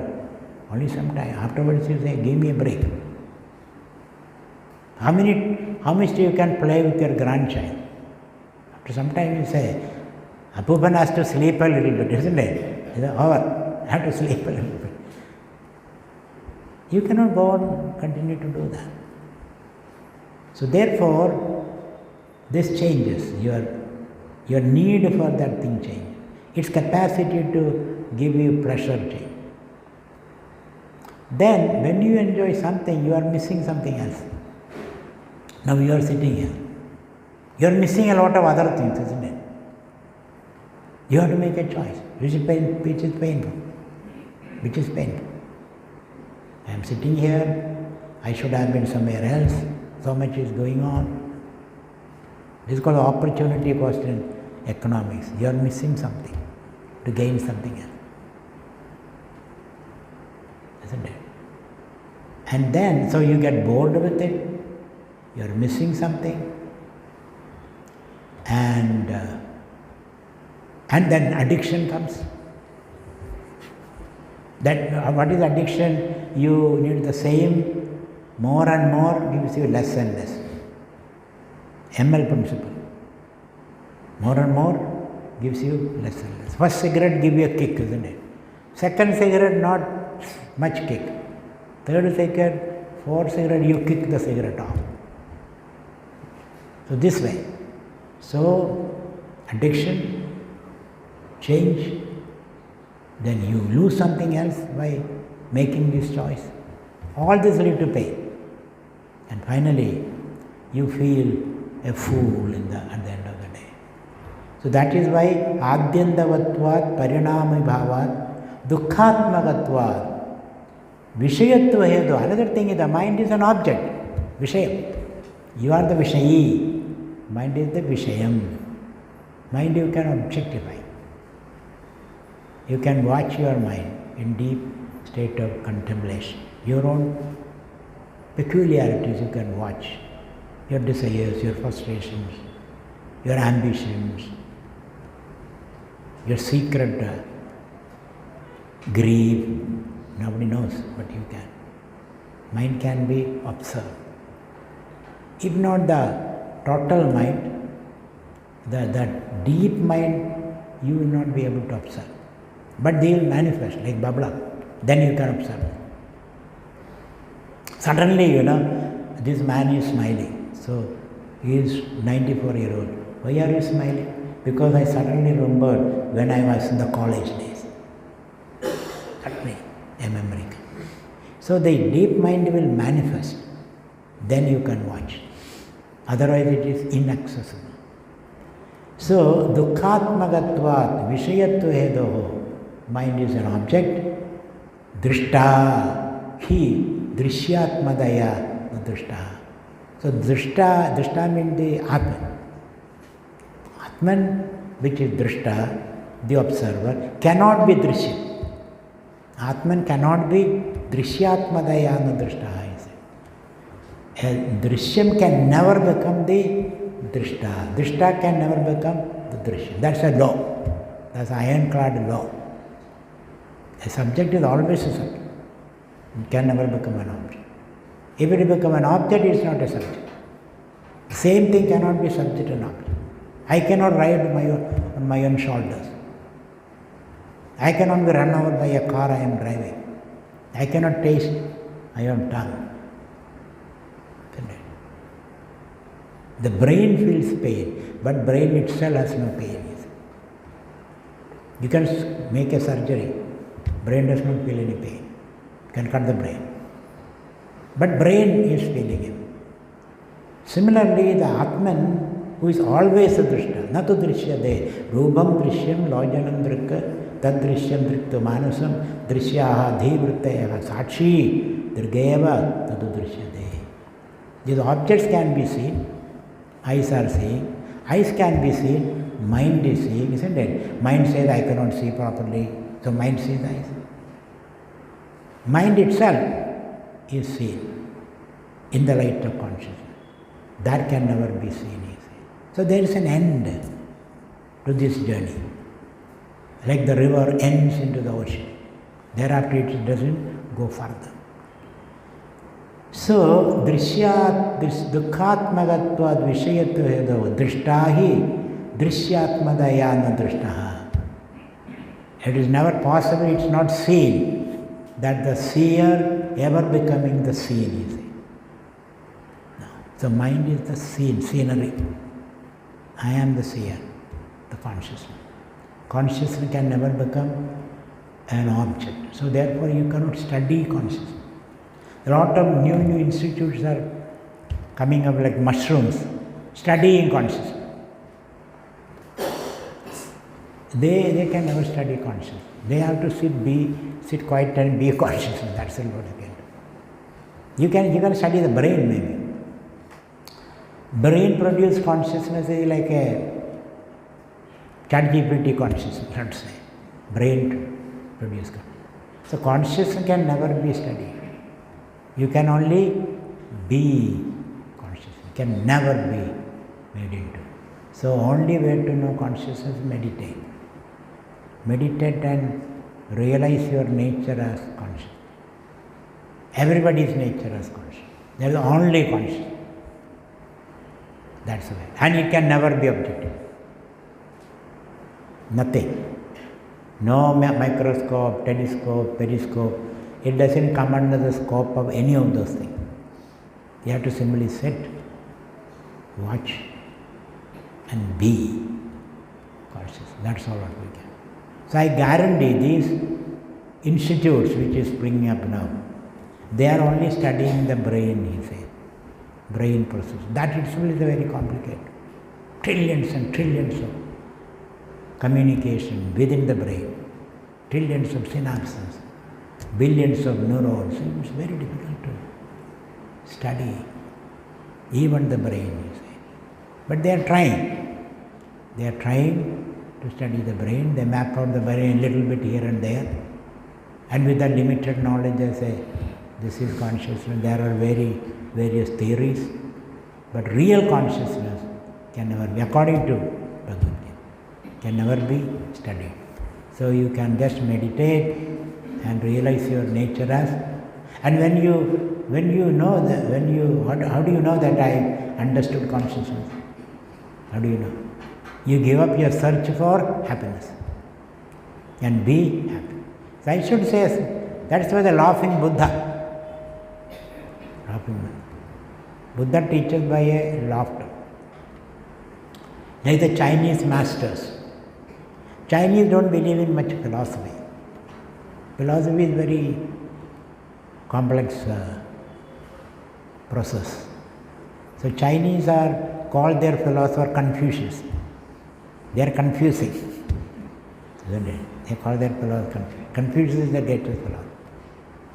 So they are very practical people. Chinese are very practical. There is not much philosophy.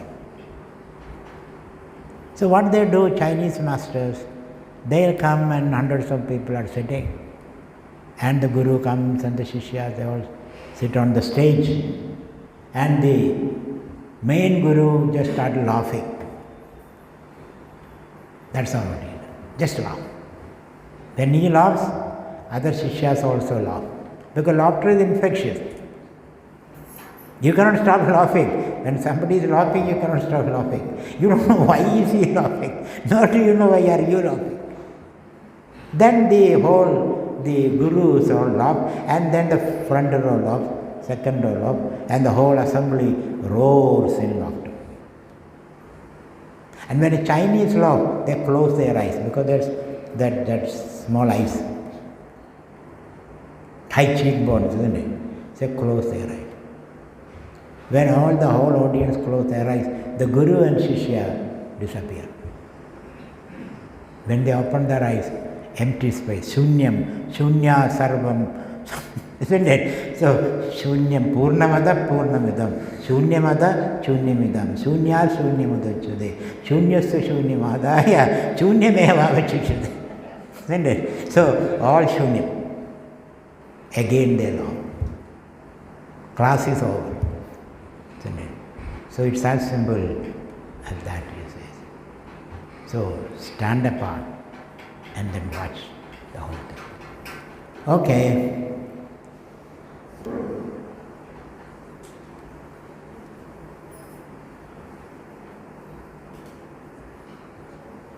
So we are crossing one more milestone. First milestone was the Vishayas, then the body, then the prana, then the mind. Now we are crossing this milestone also, all the way to the mountain top, the promised land.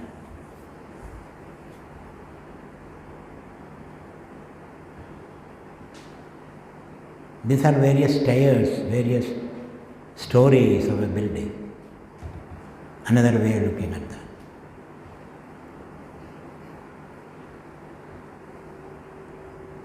So the mind, you objectify the mind. You watch the vagaries of the mind. The frustrations, disappointments, aspirations, ambitions, jealousies, competitiveness, irritations.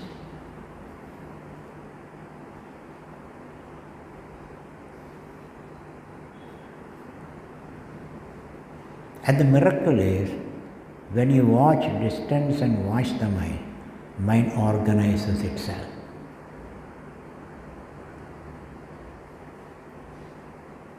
If you watch your anger, anger disappears. You watch your jealousy, it disappears. You watch your desire, the desire loses its control over you.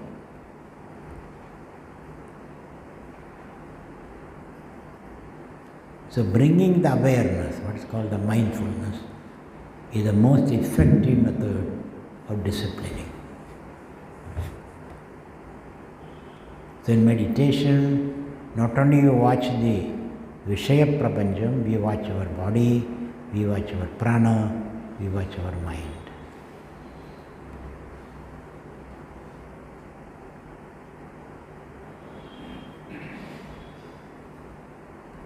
And they are all interrelated. As you see, the body is filled by the prana, prana is filled by the mind. Meaning they are subtler and subtler.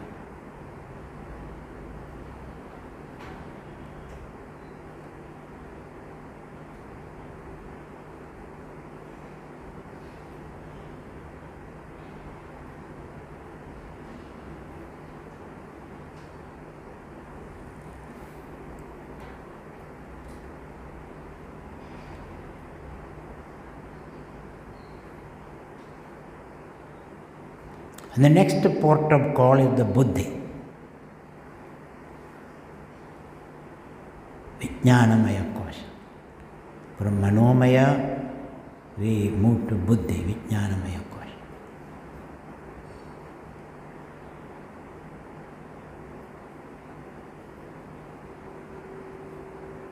Buddhi can use the mind as a tool, and mind can use buddhi to serve its purposes.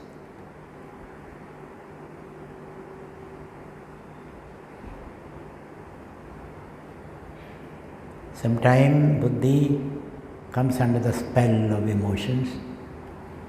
Sometimes emotion can be brought under the control of the buddhi.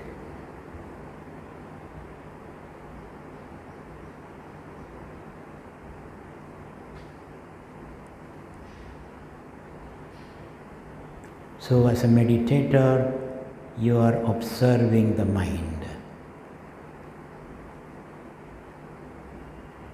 very honestly. You're honest about what's happening in the theater of the mind.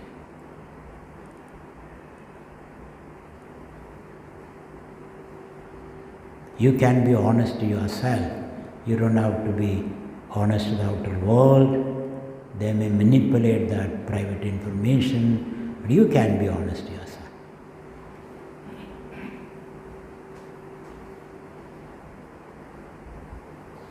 And when you objectify the mind, you feel you're free from the mind.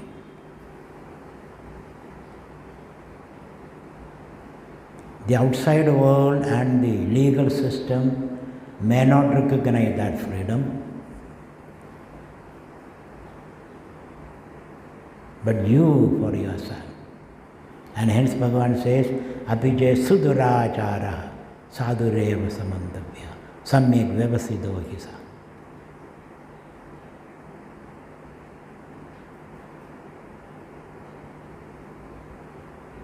Otherwise you will be living in guilt, shame, fear, low self-esteem. However hard you try. But by distancing from the mind, you get the freedom to handle the mind with all its vagaries.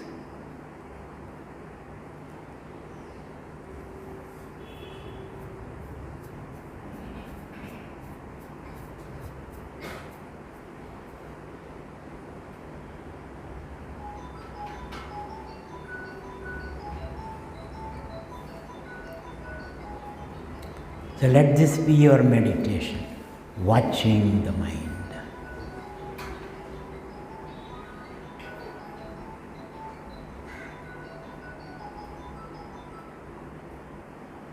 You are watching the Vishaya Prapancham, world of objects, Shariram, body, and its appetites, its demands, its frailties. Then you are watching the breath that forces you air, that dances in your nostrils and spread all through the body, carrying out different functions like digestion, digestion, excretion, etc. And now you are watching the mind.